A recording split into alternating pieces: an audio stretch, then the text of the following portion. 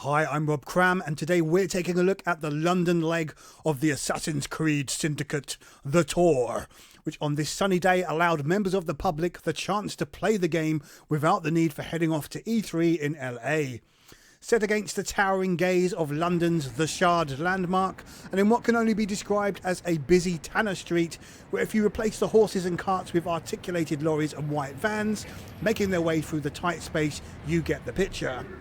Once inside, attendees were taken through various stages with a presentation video in the dark, featuring the trailer we've seen before. Moving on to a seated view and introduction to the main characters Jacob Fire and his twin sister Evie. We were then ushered upstairs for a bit of entertainment in the form of some period looking rooms, kitted out with a tattoo parlour, because you know, as a gang member in London's 19th century, you had to have a tattoo to prove your worth.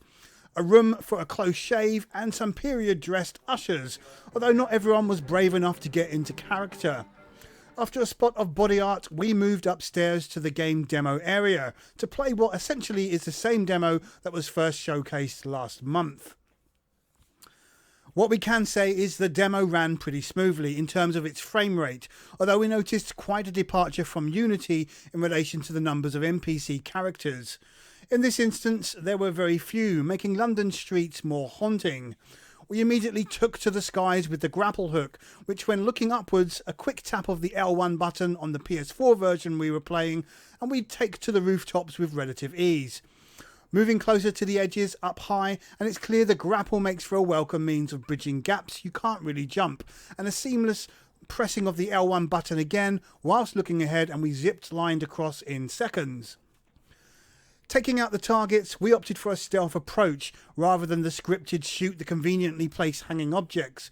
A quick assassination from up high on lone targets, then swiftly moving into the shadows or back up onto the rooftops, a la Batman, was intuitive and easy to pull off. You can lure enemies this way who get sight of you using Ubisoft's last known position feature, and in this instance, it allowed us to sneak around a building and come at one of the larger foes from behind, putting an end to his search.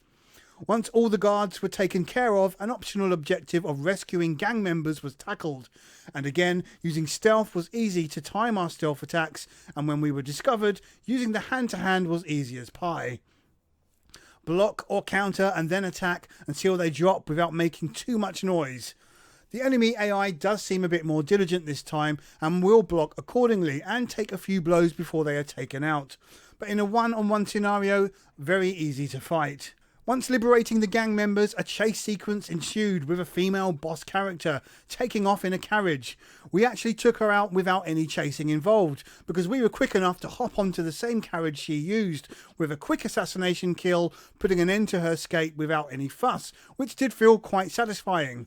It also diluted any urgency to reach the massive gang brawl we were tasked with heading to.